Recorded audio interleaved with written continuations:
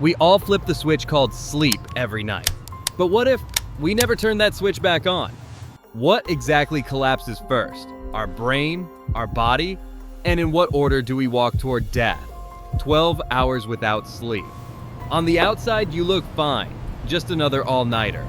Coffee will fix it, but your brain is already flashing warning lights. The prefrontal cortex, the part that keeps you rational, slows down. The amygdala, which controls emotion, starts to overheat. You get irritated for no reason. Your brain sends out fake hunger signals just to get more fuel. You still think you're okay, completely unaware that your brain has already begun quietly eating itself from the inside out. 24 hours without sleep. A full day away. Congratulations, you're now legally drunk.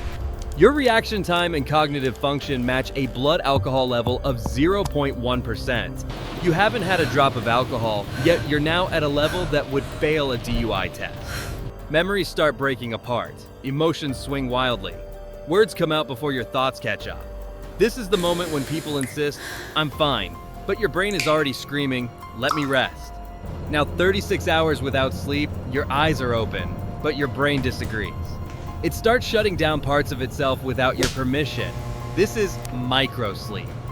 Your eyes stay open, but chunks of your brain fall asleep for 3-5 seconds at a time. If you were driving, you basically sped down a highway with your brain completely off for those seconds. You're awake, yet collapsing in tiny, invisible bursts. 48 hours without sleep. 2 full days.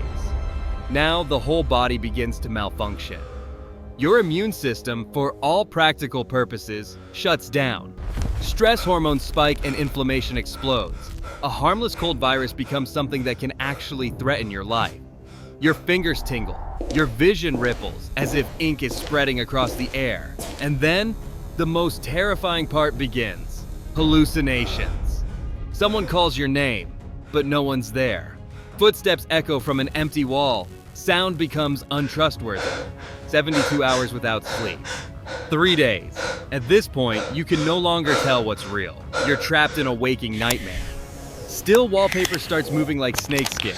Invisible insects crawl along your arm. A shadow behind a closed door begins to feel like someone watching you. And that feeling becomes certainty.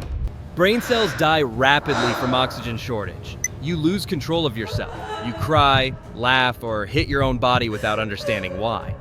And then comes the strangest sensation of all.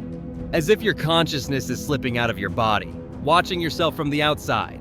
This is what happens when the cortex's network begins to fall apart. Beyond 72 hours. This isn't endurance. This is the beginning of death. Past 72 hours, a human is no longer functioning normally. Body temperature regulation breaks down. The immune system collapses by more than 70%. Organs begin shutting down one by one. The biggest threat is infection. With immunity gone, even harmless bacteria inside your own body explode in number, triggering sepsis. Approaching 100 hours, your heartbeat becomes dangerously irregular. Your brain flickers, turning on and off like a dying light bulb. Death doesn't come from sleeplessness itself, but from what sleeplessness unleashes. Immune failure, multiple organ shutdown, and hallucinations that can lead straight into fatal accidents.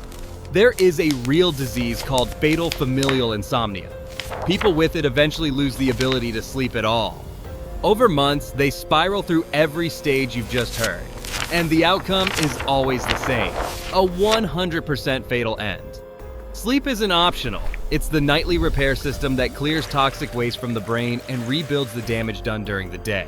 Tonight, give your brain and your body the rest they desperately need. Sleep well.